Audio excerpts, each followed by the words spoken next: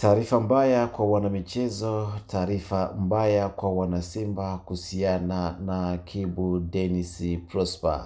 Usiku wa kuamkia leo imetoka taarifa ya kusikitisha na ya majonzi kuhusiana na Denis Prosper kututoka katika dunia.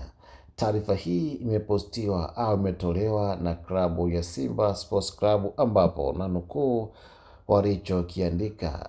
Simba imeandika kwamba tanzia, uongozi wa klabu ya Simba umepokea kwa masikitiko taarifa ya kifo cha baba mzazi wa kiungo mshambuliaji wetu Kibu Denis Mzee Denis Prosper, kilichotokea usiku wa kuamkia usiku huu mkoani Kigoma.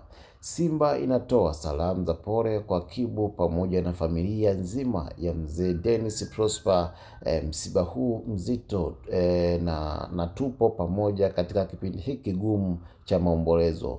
Uongozi wa klabu unawaomba wanasimba wote pamoja na wanamichezo kwa pamoja na Kibu kwa sala na maombi katika kipindi hiki kigumu, ili avuke salama na kuweza kurejea kwenye majukumu yake.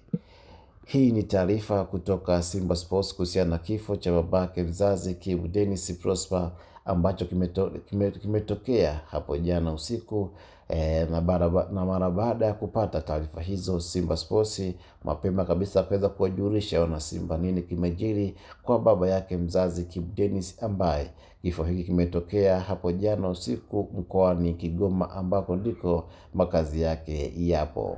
Ni ukumbusho mwanafamilia wa MCD Sport Zone, kama ni mara yako ya kwanza kutembea channel hii, usisahau kusubscribe, kulike, kushare na kucomment ili wa kwanza kuzipata taarifa zetu za kimichezo, burudani, siasa na matukio mbalimbali yanaendelea kutokea ndani ya Tanzania, lakini pia nje ya Tanzania.